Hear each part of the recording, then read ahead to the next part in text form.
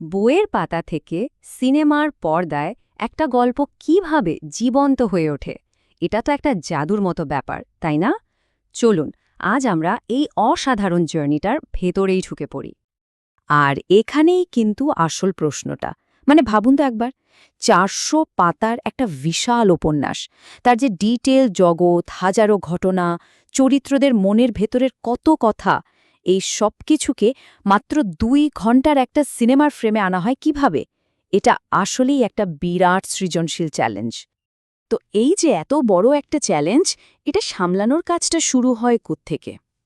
উত্তরটা কিন্তু খুবই সোজা, একেবারে মূল উৎস থেকে, মানে উপন্যাসটা থেকেই। চিত্রনাট্যকারের কাজের সব রসত্ব ওখানেই। একটা উপন্যাসকে বলা যেতে পারে গল্পের ফাউন্ডেশন বা ভিত্তি। পাতায় পাতায় ছড়িয়ে থাকে চরিত্র, পরিবেশ, ঘটনার পর ঘটনা, একটা পুরো তথ্য ভাণ্ডার, তাই না? কিন্তু এই বিশাল ভাণ্ডারটাকে তো আর হুবহু ক্যামেরার সামনে নিয়ে আসা যায় না। এটা সিনেমার জার্নির কেবল শুরু। আর ঠিক এইখানেই সবচেয়ে জরুরি পয়েন্টটা, বই থেকে সিনেমা বানানোটা কিন্তু কোনো শব্দ ধরে ধরে অনুবাদ করা নয়। এটা হলো একটা রূপান্তর, মানে একটা সম্পূর্ণ নতুন মিডিয়ামে গল্পটাকে নতুন করে জন্ম দেওয়া। এখানে গল্পটা নতুন করে ভাবতে হয়, নতুন করে সাজাতে হয়। আচ্ছা, তাহলে এই রূপান্তরের মূল চ্যালেঞ্জগুলো ঠিক কী কী? সোজা কথায় বললে, লড়াইটা হলো সাহিত্য আর সিনেমার মধ্যে। এই দুইটা মিডিয়ামের মধ্যে পার্থক্যটা কিন্তু আকাশ-পাতাল। যেমন ধরুন, একটা উপন্যাসে পাতার কোনো সীমা নেই, লেখক যত খুশি লিখতে পারেন, কিন্তু সিনেমার সময় একদম বাধা, মাত্র ২ বা ৩ ঘণ্টা। আবার দেখুন, উপন্যাসে একটা চরিত্রের মনের ভেতরের সব জটিল ভাবনা কত সহজে লিখে ফেলা যায়, কিন্তু সিনেমায় সেখানে তো দেখাতে হয় বাইরের অ্যাকশন, বাইরের ঘটনা। মানে সাহিত্য হলো শব্দের খেলা, আর সিনেমা হলো ছবি আর শব্দের একটা দারুণ প্যাকেজ। ঠিক এই কারণেই একজন স্ক্রিনরাইটারের আসল কাজটা হয়ে দাঁড়ায় বেছে নেওয়া আর প্ল্যান করা। মানে উপন্যাসের এই বিশাল জগৎ থেকে কোন ঘটনাগুলো রাখা হবে, কোনগুলো ছেটে ফেলা হবে, আর কোনটার উপর বেশি ফোকাস করা হবে, এই সিলেকশন আর প্ল্যানিংটাই কিন্তু অ্যাডাপ্টেশনের মূল ভিত্তি। আর এই বেছে নেওয়ার প্রক্রিয়ার একেবারে কেন্দ্রে থাকে গল্পের প্লট, মানে গল্পের আসল কাঠামো বা কঙ্কালটা। তো এই প্লট জিনিসটা আসলে কি? খুব সহজ করে বললে, প্লট হলো গল্পের সেই ঘটনাগুলো যেগুলো একটার কারণে আরেকটা ঘটে। মানে একটা কজ অ্যান্ড এফেক্ট সম্পর্ক থাকে।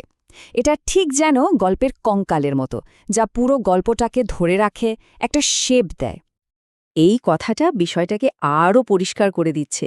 দেখুন, প্লট মানে কিন্তু শুধু পরপর কয়েকটা ঘটনা সাজিয়ে দেওয়া নয়। ঘটনাগুলোকে এমনভাবে সাজাতে হবে যেন একটা ঘটনা থেকে আরেকটা ঘটনার জন্ম হয়। এই যে কারণ আর ফলের একটা চেন, এটাই কিন্তু দর্শকদের গল্পের মধ্যে ডুবিয়ে রাখে। ওকে, তাহলে গল্পের মূল প্লটটা যখন আলাদা করা হয়ে গেল, এরপর কি? এরপর স্ক্রিনরাইটার সিনেমার নিজস্ব ভাষা ব্যবহার করে গল্পটাকে একেবারে নতুন করে বলতে শুরু করেন। এই যে এখানে দেখতে পাচ্ছেন, পুরো প্রক্রিয়াটা কিন্তু দারুণভাবে বোঝানো হয়েছে। উপন্যাসের যে মূল গল্পটা, সেটাকে ভেঙে চুরে সিনেমার কিছু এলিমেন্টস বা উপাদান দিয়ে নতুন করে গড়া হয়। চলুন দেখে নেওয়া যাক কি সেই উপাদানগুলো। এগুলোই হলো সিনেমার সেই বিল্ডিং ব্লকস। যেমন সবার আগে ঠিক করতে হয় ফিল্মটার জনরা কি হবে। এটা কি থ্রিলার, রোম্যান্স নাকি কমেডি? এরপর আসে ডিরেক্টরসের স্টাইলের ব্যাপারটা, মানে তিনি কিভাবে গল্পটা দেখাবেন। গল্পের একটা মূল থিম বা মেসেজও তো থাকে, তাই না? আর ফাইনালি এই সব কিছুকে একসাথে মিশিয়ে প্লট থেকে বেছে নেওয়া ঘটনাগুলো দিয়ে তৈরি হয় সিনেমার ফাইনাল স্টোরি। আর এই যে এত কিছু, এই পুরো জটিল আর ক্রিয়েটিভ প্রসেসের ফাইনাল আউটপুটটাই হলো স্ক্রিনপ্লে বা চিত্রনাট্য। এটাই হলো সিনেমার ফাইনাল ব্লুপ্রিন্ট। তাহলে চলুন পুরো জার্নিটা এক নজরে দেখে নিন। স্টেপ 1, উপন্যাসটাকে ভালো করে অ্যানালাইজ করা। স্টেপ 2, এর ভেতর থেকে মূল প্লটটাকে খুঁজে বের করা। স্টেপ 3, সেই প্লট থেকে সিনেমার জন্য সবচেয়ে জরুরি ঘটনাগুলো বেছে নেয়া। আর ফাইনাল স্টেপ, সিনেমার নিজস্ব এলিমেন্টস, মানে জনরা, স্টাইল, থিম, এগুলো দিয়ে গল্পটাকে নতুন করে সাজিয়ে চিত্রনাট্য তৈরি করা। আর এটাই কিন্তু আসল কথা। একটা ভালো চিত্রনাট্য কিন্তু মূল উপন্যাসের একটা কপি বা ছায়া নয়। না, একদমই না। এটা নিজেই একটা আলাদা, স্বাধীন আর্ট ফর্ম, একটা ব্লুপ্রিন্ট যা বানানোই হয়েছে সিনেমার জন্য, বইয়ের পাতার জন্য নয়। কিন্তু একটা প্রশ্ন কিন্তু থেকেই যায়, সিনেমার এই রূপান্তর কি সবসময় মূল বইটার প্রতি সুবিচার করতে পারে? আমাদের প্রিয় কোনো বই যখন সিনেমা হয়, তখন এই প্রশ্নটা কিন্তু কম বেশি আমাদের সবার মনেই আসে। বিষয়টা আসলেই ভাবার মতো, তাই না?